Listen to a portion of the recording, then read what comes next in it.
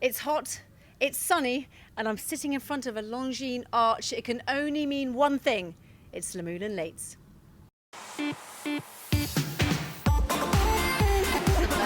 Character traits, I don't know. She's been on phenomenal form all year. It's her voice. She's brought her dog. I'm not sure we can show you the dog. Oh gosh, I think it was 30.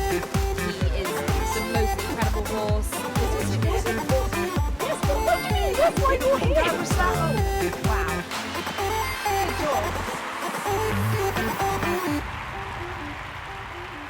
So welcome to Luhmühlen Lates, everyone's favourite eventing TV show, surely, Spencer.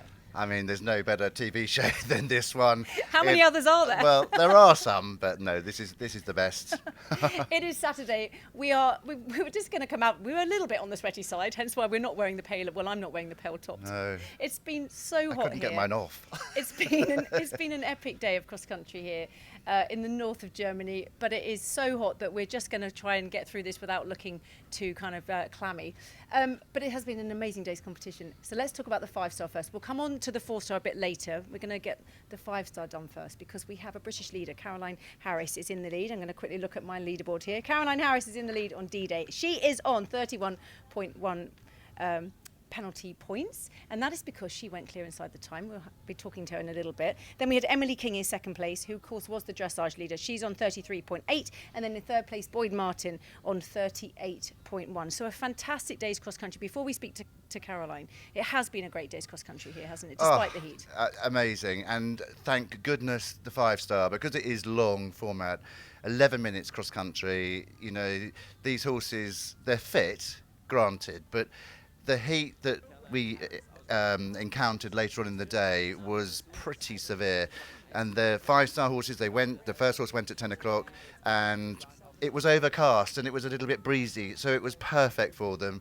And then we had the break, and then the 4-star started, and the sun came out, and it just got hotter and hotter. So it was ideal. And Mike E.S.'s track, Mike Etherington Smith's track, a lot of people were not sure how tough it was, particularly the 4-star, which again we'll talk about in a bit. But it sorted the wheat from the chaff, and I mean it really caused problems, didn't it? It really did. You know, right from the beginning, it was a really good track. And what Mike's really good at doing is telling a story, a beginning, a middle, and an end. And it certainly did play out like that today. And you know, full testament to him. He was nervous, of course, because every course designer is on cross country day.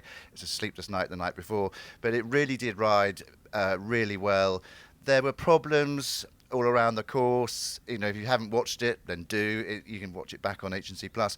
But it really did, you know, and they've done so much with the ground. They've watered and watered and watered. We've had really big storms first thing in the morning, which has been perfect because it's gone in the ground.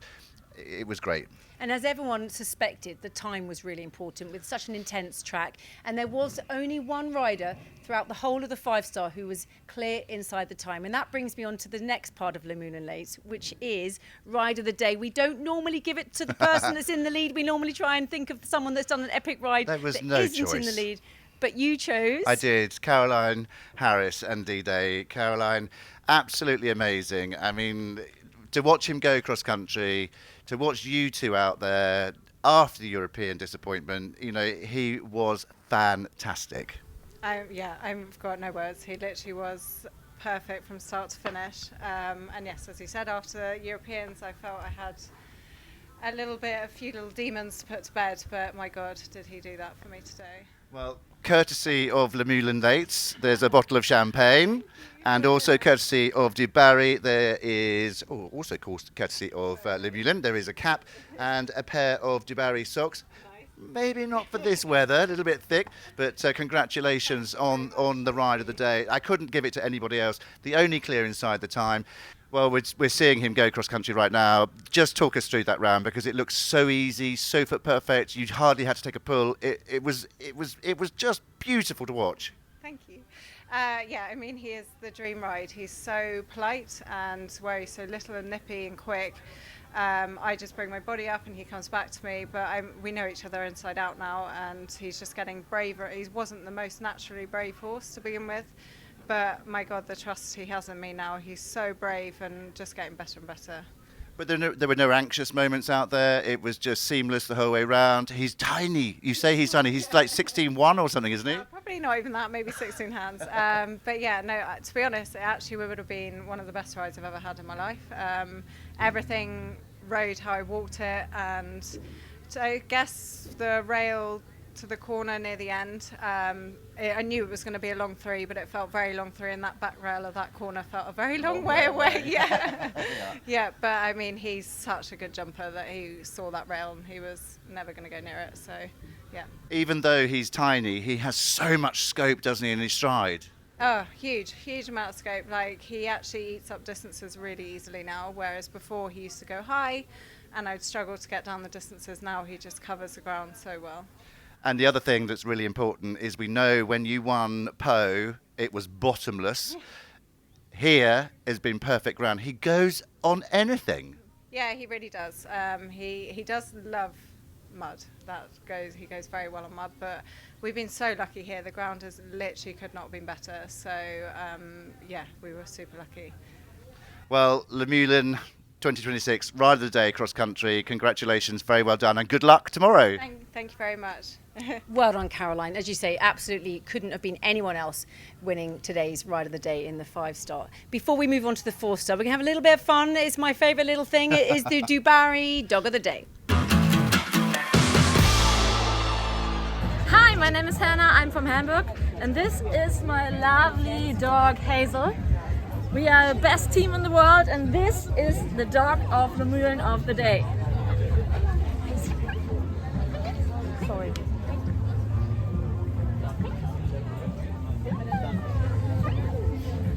Have a lovely day.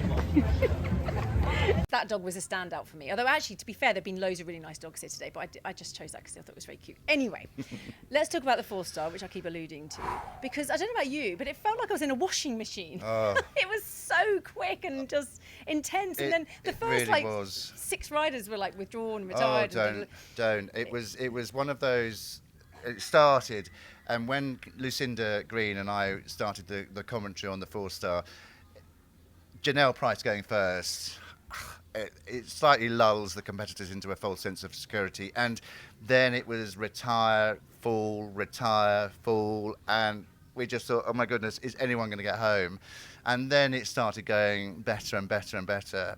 But again, like the 5-star, Mike Etherington Smith, he is just a genius. You know, out there were problems all around the course from beginning to end, and what I loved, the riders won't have loved it, is that the frangible devices went when they needed to. So it was really brilliant. It really was. I was talking to somebody mid round, or whatever, not mid round, but mid competition, and I can't say who it was, but it was a she, and she said to me, oh, some of the other, again, won't mention the name of the nations, chefs were, oh, it's a 3.5 star, what's going on? And then she started giggling. And no, it's not. It really, yeah. And yeah, it really was. And we're actually, Julia Krajewski is in first place on nickel. And Yeah. I mean, she rode an amazing round, and we're going to hear from her in a moment. But one of the things that she says is that as soon as you think it's a little bit easy, she said you need to walk it again. But we'll hear from her in a sec. Yeah. But it really was deceptively difficult. Oh. Was it the intensity? What was it that made it so hard? Honestly, I think there were a lot of key factors. One of them is that it is Luhmühlen. Secondly, Mike always builds a track for horses and riders to think, and you've got to go out there with guts, determination.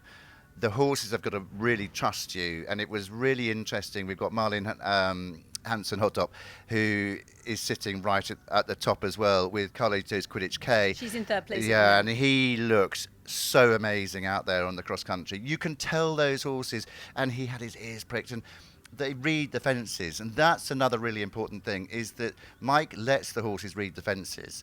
So it's a fine line between trust and non-trust. But when the horses go, yeah, got it, riders have to trust that and say, right, okay, we've got to trust Mike here because he's designed and built the course.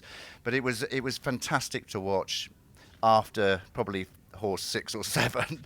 But then it went really well. We had some amazing horses in there, but the cream really did rise to the top. So the leaderboard at the moment is in third place is Marlin Hotop Hansen on Quidditch, and then we have Lara de Liederkirk and Meyer on Chiarado Darville, another homebred presumably with the Darville. So the horse that's in second is the mother was the horse that she rode at the World Championships. Yeah. It was the mother of the horse that she won here, the 5-star, which was 2 years ago.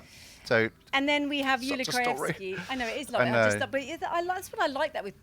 I know that people can call their horses whatever they like, but personally, I love seeing the names that follow around. Then you can always the nerds can kind of immediately spot. Well, all the previous. Arveel horses are prefixed to the Arveel stud, where Kai Stefan Meyer and obviously, and it's so lovely. It's so lovely when you've had a good mare that produces good progeny, and she's got another one here that is right up there at the end of the day at the 4-star to win a 5-star on a homebred as well. It's what dreams are made of. Well, let's talk about Yulia Kraevsky. She went in second to last. Yep. So, and she'd watched all. She'd already been obviously, and she did very well on Tulebeg. But there's a pressure on her, isn't there? But she went round and she jumped beauty. Had a few time faults. 26.9 she's leading on. So she's got a little bit of leeway. It's tiny. But it is tight, isn't it? Yeah, very tight at the top. And the thing about Yulia, you watch her go cross country, and she has learnt over the years to be an absolute master. She sits 3/4 of the way behind the horse. If you watch the cross country, you watch her now going over these fences. She's in such good balance the whole time. Gives the horses the freedom to jump the fences, puts them in a good place. They know exactly what's in front of them. And that is what makes her a step above the others. And it was poetry in motion when she went round. And she should be at the top of the leaderboard. I think she's going for her 6th title. She's going for her 6th Luhmühlen title. It will be her 5th German national champion. German national, yeah. And obviously the Messmer Trophy as it is at the moment. So let's hear from the leader of the 4-star, the Messmer Trophy, Yulia Kraevsky. Well, I have to say I had a brilliant first round with my first horse, Tulebeg Platinum, who's a bit new to the atmosphere and did a great job. So I thought, okay, it's possible. It's very intense, which is always the case in Luhmühlen. And then with Nickel, it felt like being at home, sort of, because he knows the job. He's very honest. But he was very on it. Like, he kept galloping, and he was fairly quick. Like, I didn't really push for the last bit because, maybe it's not the moment to really go for everything. But I wanted him to go a bit quick enough, to see the distances, not pull too much. So yeah, it was brilliant. He's just very cool, very reliable. Doesn't spook. He usually there are no surprises with Nickel, which is incredible to know when you set off cross country. Obviously, as you say, you had the first round on Tulebeg, which went very well, but the course has caused problems all day in the 5-star and in the 4-star. How aware of that were you, and how did that affect how you rode this? Well, I do keep checking results a lot, also in the warm-up. It's national championship. I would love to win a 5th time, so I also knew that the ones behind me had a bit of time, so I knew, okay, if I don't quite get the rhythm, I do have a bit of breathing space, but then, as I said, you also want to go a little bit for it. So, I did know things happened, but it wasn't the classic, there's the technical question and someone has a run out, but a little bit like sort of traps, which suddenly popped up, and then 2 people stumbled in the water, and then one of the Trakehner, and it just told you that, okay, it's not the most complicated course question-wise, but it's very intense, and when you go quick, you start making mistakes, or maybe the horses can't follow as quick with their mind. Then it's also hot, so you really have to stay alert and on it. There are surely 4-star courses which feel a little bit more chill compared to Luhmühlen, which is very intense. So, you always get the proper result here because, especially when people think it's quite straightforward, you start riding straightforward, but then in the end Mike knows what he's building, and he usually doesn't just build straightforward. So you have to, if you think maybe it's a bit soft, then walk it once more to be sure you don't underestimate it. And finally, tomorrow, how are you going to sleep tonight? What are you going to be thinking about ahead of the show jumping? Well, they're both pretty good show jumpers, but I don't want to jinx it, One of them hasn't had a pole in 12 rounds. I don't want tomorrow to be the day. Touch wood. I mean, first, it's a pretty hot day. We will cool them off a lot and really give them all the TLC they need, and then trot up tomorrow morning, hopefully without incident, and then, well, hope for 2 clear rounds. Well, Yulia Krajewski heading towards, if she wasn't already, Luhmühlen legend status. So let's hear from some other Luhmühlen legends. We've already talked about Lara de Liedekerke-Meyer and Karen Donkers in Luhmühlen Legends.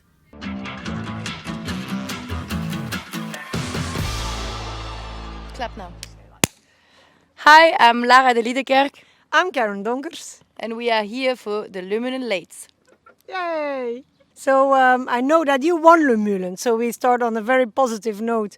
That was great. I had some failures. I remember I did a very funny thing with Maxwell Steel quite a long time ago in the 5-star long, and I was, I think, placed ninth after cross country. I had a fast cross with that one, and I came in jumping, and there was a guy from television, and he was with his headset on and listening, I think, and he with his head down, and I galloped in the arena. Oh my God, and he runs straight in front of me, and I run him over, and he was on the ground, and I stopped, and I asked, And then they made the clock yeah, go, I asked, are you okay? They rung the bell, I never heard it. And then I looked to the clock and it was already on 7. I was like, oh, Jesus Christ, I have to hurry up because I'm late.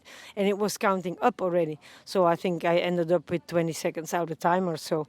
And yeah, But how many times did you ride a 5-star here? I remember that I did my first European Championship in 87, I I was not think. born yet. Oh my God!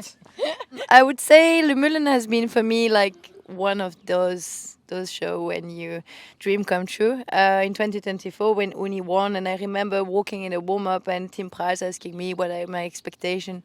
And I told him, it's 7 years I didn't do 5 stars, so I just want to do 5-star again, and before Olympics, just raise my confidence. And I never ever just even hope to be placed. Yeah, hope to be placed maybe, but not to win it. But also I would say all my good horses have done the 5-star here. Ducati Van den Overdam, I've done it. Kella Longonese, I've done it. I came here with Alpaga, Darville, 5-star as well, and European Championship. So I think it's one of those shows that you want to do one time with your good horses. I was here one time with the stallion and with better times. That was story. long. Yeah, that was 87, I think, and that's where we were still based on the other side. That we had our roads and tracks, and that we crossed the river there, and that we cooled the legs down there in the river. I guess that river is still there. So long time ago. Indeed, long time ago. I would say I would also use 2024 was really a good year, but I would say 2023 I had like 2021 I had a lot of injury. 2022 I had a fall on fence 1 in Pratoni, and I came here in 2023 with Hermione and Uni, and I was placed with both in the top 6, and I went to the prize giving and I got really emotional while walking inside, and I thought you can still ride this level while I was still young, but when you're down in your career and you keep having bad results. And I remember calling my mom crying while I didn't win, and I said to her, I think I like that and I want to keep doing that. And it was a year in 2023 where we have been to Europeans and we were fighting so hard to qualify the country for Belgium for Olympics. And I remember I got so emotional about doing it that year. So yeah, I think Luhmühlen has been one of those shows you every year want to ride. Yeah, and Luhmühlen is a bit show for me also extremes with the weather. Very hot, very wet. We had all kind of weather here. The good thing in Luhmühlen is well that the people are really supportive. The organization is fantastic. They always do everything what they can on the ground and to make it a good organization for the riders and the horses. It was also one of the first shows who had a sand arena for doing dressage and jumping. Yeah. And I remember those days where it was grass. Well, me neither, me not. Yeah. So now it brings me memories We back. might need to stay here until later this afternoon if you go with all your memories about Luhmühlen. No. I'm not sure that we're ready to tell them all. All here. those stories. No. We stick to the sport point of view. Yeah, because that was those days with Nicholson, with Mark Todd, with that's. But I'm happy that we have Lara now for the qualifications for the team. It's I think it's easier these days. I just love that Karen Donkers is still at the top of her game. She's still riding beautifully. She's taken up running, and it made me think of Andrew Hoy as well today. I think he's 66. Is that right? No, 67. 67. 67. And he looks so fit. We were talking about that earlier. Oh, I thought that was a Donkers. It's not. 67. We're gonna keep we going. thought if he goes to LA, he'll be 69. He wants to go to Australia for his 10th. The no, where is it? Where is it? Melbourne, I think. Yeah. He wants to go for his 10th Olympic Games and retire after that, and he'll be 72, 73. Will that be history making? I think it will be. I don't think have there's. a really old guy from Japan. We did. I don't think he was that old though. But well done, Andrew. Should have done that research before we started, but never mind. But it is extraordinary. It I is. just watched him today, and I thought, look, I'm not a professional event No, rider, but he was nearly clear inside the he time again. He was rode really right well. there. And he Vasily still wants Delassos. it. Vasily Delassos is such a cheeky monkey. I mean, in the dressage yesterday, so quirky, so naughty, and then on the cross country again, he really tests Andrew. But he is the consummate professional, and he said when he finished, he said, "I just love cross country." Well, look, we've got one more day to go, obviously, because we've had the dressage, we've had the cross country today. Tomorrow it is the show jumping. You can watch it on H&C Plus, and of course also in Germany on H&C. And you can watch Luhmühlen Lates tomorrow. We've got another show tomorrow where we'll be crowning the 5-star champion and giving a ride of the day to the 5-star person who is going to do the best show jumping round. Who do you think is going to win the actual competition? Do you know what? I would so love Caroline to win the 5-star. I would so love Emily to win the 5-star because she's never won a 5-star, and to do it here, Mum's here, Dad's here, And Sam's here, and he's 17, Valmy Biats. Oh, and there's not a fence between them. The thing is that D-Day jumps brilliantly. Valmy Biats on his day jumps brilliantly. You're going to have to watch to find out. Goodbye.